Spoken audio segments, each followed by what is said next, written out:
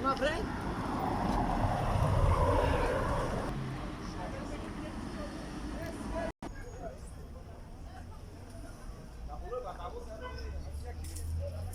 Ei, aí gostou que estivesse um gás no capitão, bateu,